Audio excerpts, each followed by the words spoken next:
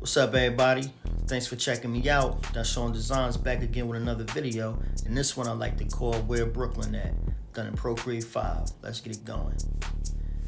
Now, as I stated before, when I first started doing portraits, I started with black and white using pencil.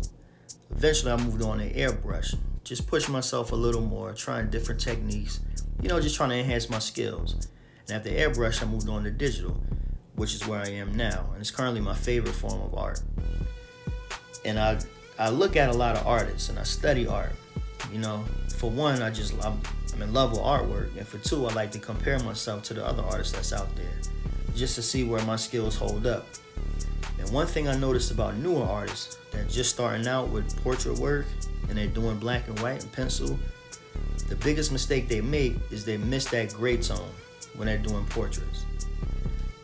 When you're doing black and white portraits, it's not just black and white. Even though it's called black and white, there's never just the two colors. You always want to add that gray tone. A lot of artists, they send me messages and ask for tips and things. How can I make my art look better? How can I make this look more realistic? And, the thing I noticed about everything they have in common is that they're missing the gray tone.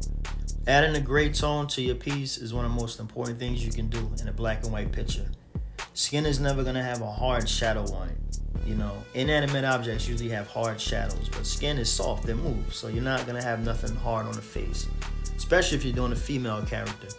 A female subject is softer than a male subject, so you wanna make sure you smooth things out, make things look soft. Hard shadows makes everything look hard, and using a grayscale softens out your hard shadows. For example, the shadow underneath your nose is usually darker than everything else on the face. But you don't want to make a hard edge on that shadow. So using a grayscale softens that hard edge up on your shadow. And it also blends into the light, the white of your object. So that's one thing I noticed about new artists doing portrait work. They always miss that. So that's very important. Make sure you add that gray in there, soften things up. And like I start with my other pieces, I'm never 100% sure on what I'm going to do. I just put that sketch layer down and I start sketching and figuring things out. And this actually was going to be a cartoon. I started drawing them as a cartoony. It was this image, but it was a cartoon version of it. But I scrapped that idea because I wanted to go a little bit more realistic. So that's how I ended up with this piece. And this is actually the first piece I did with my Black History series. And this kind of set the tone for the other ones I did. So if I would have went 100% cartoon, all the ones after that I did that month would have been cartoon. So I'm glad I stuck with, the realistic side of it. And I said in previous videos, you want to add textures. In this particular piece, I didn't use too many of them, but his shirt had a lot of detail in it, and it was going to be a lot of, time spent drawing it and things like that. So I decided just to get a texture, work it into my artwork, and make it look good. The texture I just put right now is blurry. I wasn't really feeling it, but I liked it, so I kept it just to hold the place. Then when I started shading a little bit more, I found a higher quality version of that same picture, reapplied it, shaded over it, put some highlights, just make it fit the image a little bit better. Another trick I like to do when I'm doing my artwork, when I'm completely finished with my drawing, I make an empty layer on top of everything. I fill that layer with white, and then I add a noise to it, a noise filter.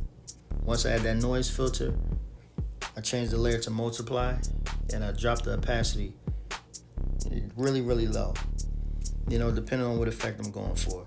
And that just adds a little bit of grit to your image, a little bit of grain to it. I kind of wanted this to look a little retro, a little worn. I kind of wanted it to look like a worn picture. So you're going to see I add some textures on top of it just to make it a little more gritty. And I think it came out pretty good. Also, I wanted the shades to kind of stick out. I wanted it to look like, a little shiny on his shades and his glasses. So it's just this pen that I use in Procreate. Is already set up for me. I think it's called the light pen. I could be mistaken, but I think it's called the light pen. I just take that pen and I draw little, little dots on the shades or whatever I want to sparkle. I use my light pen on that, and it just shines a little bit more. And also the flare pen is really good for that too. If you want something to look like it's reflect on it or that it's real shiny, use the flare pen. And it makes it look a little bit more realistic. The background, I wasn't sure how I was gonna do it, but I knew I wanted to be colorful. I didn't want just a hard, solid color background. So I took some of the colors that was in the shirt and just put it in the background. So it kind of brings everything together. Whenever you're doing art, you want your eye to flow. You want everything to flow. You don't want anything to kind of stand out. You want your subject to be the main focus.